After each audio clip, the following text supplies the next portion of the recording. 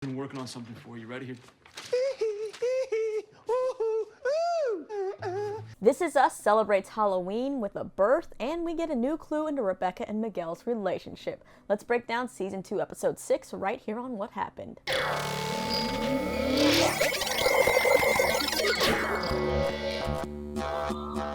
Here and welcome back to another one of my recap shows for This Is Us.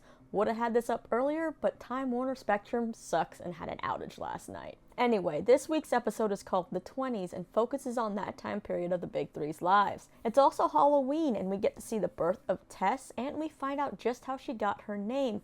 Plus, we get clues into Rebecca and Miguel's relationship that might have you changing your opinion on him if you hated him at first. Let's start this recap off with our 10-year-old Big Three.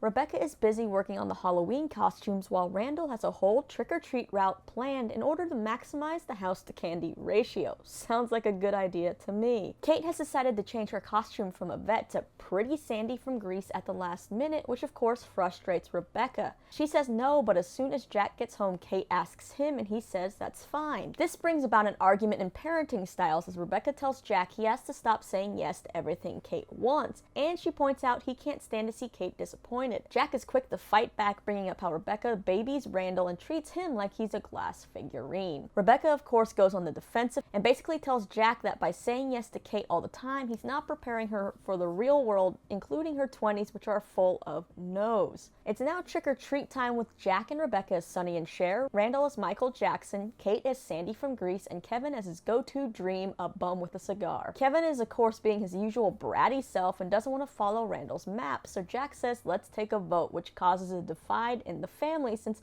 Rebecca already promised Randall they'd follow his map. So they end up splitting the kids up, with Rebecca going with Randall to follow the map while Jack takes the other two to start at the haunted house. And of course, Jack takes this opportunity to point out that this is what he was referring to with Randall. At the haunted house, Kate waits for a boy named Billy because she wants him to hold her hand while they're in the haunted house, which is a surprise to Jack as he now thinks that maybe his daughter could be rejected. Kevin informs Jack that Billy is almost as popular as him at school, so Kate has no chance of getting Billy to hold her hand. Kevin then goes off to trick-or-treat nearby while Jack waits for Kate, who in fact comes out of the haunted house holding Billy the Ninja Turtle's hand, and she's ecstatic. Jack then sees Kevin giving Billy some of his candy, and yep, Kevin bribed Billy so that his sister wouldn't be rejected. Things didn't go so well though for Rebecca and Randall. She wants to make a stop at the Larsons' house, but Randall says it's not on his map because they talk too much and only give out licorice. Rebecca teaches him what improvise means, and Randall obliges, but after going to that house, Randall's so upset he wants to go home. So why was he avoiding the Larsons' house? It's because they told him he was a miracle baby because Rebecca originally had 3 babies and lost one and got him. Rebecca is forced to then have a conversation with Randall that she was really hoping to save until he was a little older, but she tells him about baby Kyle that they lost that died. She tells Randall he is a miracle baby and that Randall is always supposed to be with them. Randall again points out how nobody looks like him, but Rebecca reassures him that they weren't trying to keep this whole thing a secret from him. When they get home, Rebecca fills Jack in on what happened and how she wishes he had been there, and she has no idea how any of this would work without him, which we actually see in 2008 version of Rebecca, who's still so heartbroken over losing Jack that she doesn't really know how to move on. Moving on to the Big Three in their 20s, which shows you just how far they've come in their present timelines. Kate is a waitress who attends night school, Kevin is a struggling actor who works at a salon, and Randall is married to Beth and they're about to have their first baby. Kate has a favorite customer at work who always comes in and talks to her and flirts with her. He tells her his Halloween plans while Kate says that her plans are to go to night class, but we end up seeing her eating in the car, sitting in a neighborhood watching kids trick-or-treat. She then gets up the courage to go to the bar the guy is supposed to be at, but his friends end up giving her some weird looks, so he says can we go someplace quiet, so they go to Kate's nearby apartment for some hanky-panky time. After they're done, the guy says yes to go, and Kate flat out asks him if he's married, even though she points all the signs out that she actually knew he's been married this whole time. When the guy asks Kate why she did it, Kate says she just doesn't know, and it doesn't feel like how she thought it would. Rebecca then calls to tell Kate that Randall and Beth had their baby. For Kevin, he's working at a salon while he waits for auditions in order to pay his rent, but it seems like he's pretty behind on that too. His roommate Zeke comes home to tell Kevin he got a role in a new Christian Bale movie being directed by a guy named Brett, some upcoming hotshot director. Kevin, of course, pretends like he's happy for Zeke and accepts Zeke's invitation to go to the director's party. Zeke is being a good friend and thinks it would be an opportunity for Kevin to network, and he even introduces Kevin to Brett, but Brett just doesn't seem interested. Kevin then pulls a dick move waiting for Brett outside the restroom and then sucking up to him by complimenting his work, especially pointing out how much he loved the part of Jason.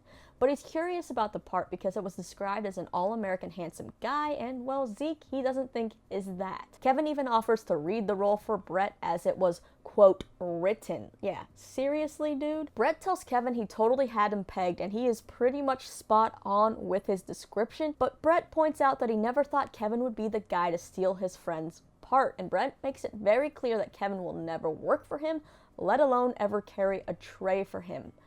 Burn. When Kate calls Kevin about Randall and Beth's baby, he says he can fly out because he's free now, and that's because he came home to find a note from Zeke on one of Kevin's headshots kicking him out. Randall in this timeline picks up a few months after his nervous breakdown that Beth told William about in a past episode. Ever since then, it seems like Randall hasn't quite been the same. He's more tense, and especially with the baby coming, being about a day away from being induced, it's even more amplified. He's been trying to install a ceiling fan in the baby's room, but he just can't get it to work, and he's on like his 6th try, but he just can't let it go. Rebecca arrives to help out with the baby when it arrives, and she and Beth talk about how Randall is doing, and he of course overhears this, which kind of makes him mad, and he ultimately storms off to the hardware store to get a replacement fan. When a worker named G asks Randall if he needs any help, Randall says he needs a fan that works, and then he just starts blabbering to the guy about how scared he is to have a baby, and what if he doesn't know all the answers, and what if he's wrong when it comes to everything with the baby. When G asks Randall why on earth he's telling him all this, Randall just points to his name tag that says ask me for help. G does end up giving Randall some useful advice, saying that, you know what, babies actually come with the answers, and you'll know it when you look at them.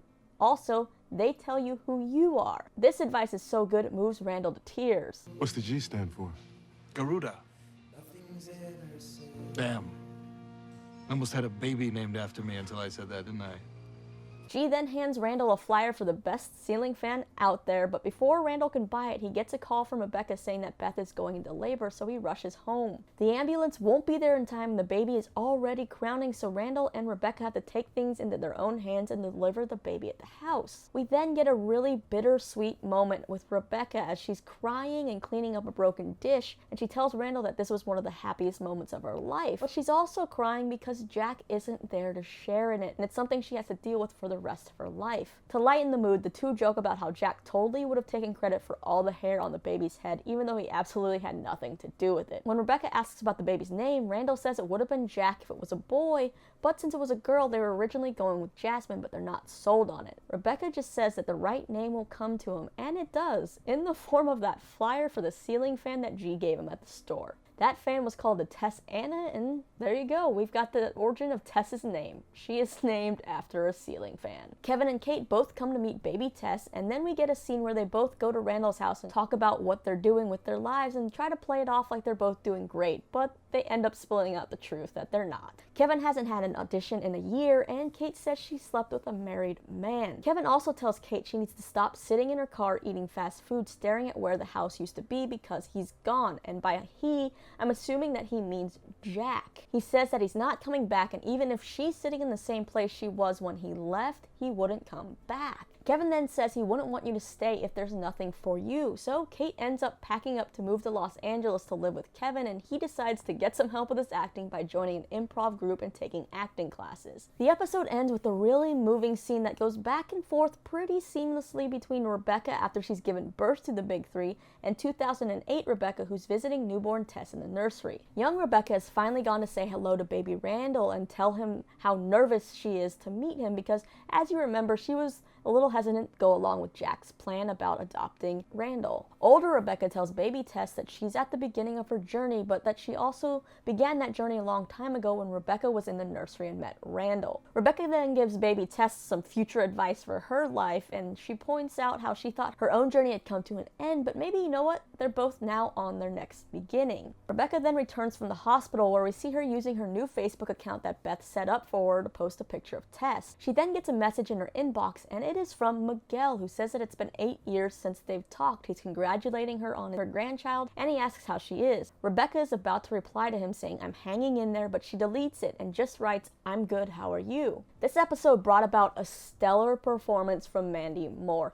I'm not gonna lie, sometimes Rebecca is super annoying and I really don't like her, but the scene when she breaks the dish and then you kind of see how vulnerable she is and she still misses Jack even though it's been about 11 years since she's passed, it's heartbreaking. And then the ending scene with her in the nursery, it was just fantastic. So I gotta give her a gold star if I actually had one. As far as clues about Jack, from what Kevin said to Kate in the kitchen, it seems like Kate kind of sits outside their old house that burned down and she isn't over losing Jack yet either. Kevin also points out that she watches the house from where she was when he left, which implies that young Kate stood across from the house, and I'm guessing that that's why she might think that she was responsible for Jack's death.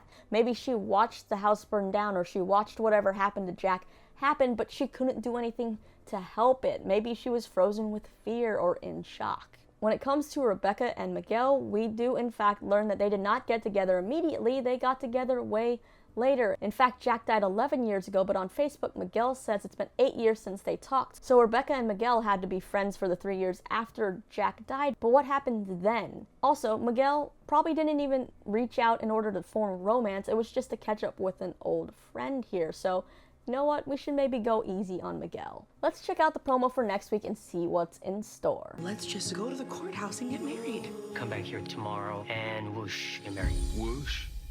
What is that, the sound that marriage makes?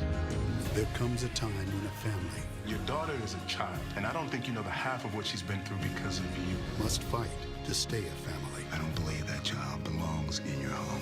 Whether you approve or not, Randall is my son. Now it is that time where you guys hit the comments. Let me know your thoughts on this episode, who had your favorite performance, and maybe did that ending change your opinion on Miguel if you had one in the first place, and what do you want to see happen the rest of the season? After that, if you want more recaps and you love Stranger Things, I broke down every episode and you can watch that right over here. Thanks so much for watching. I'm Lisa. I'll see you soon.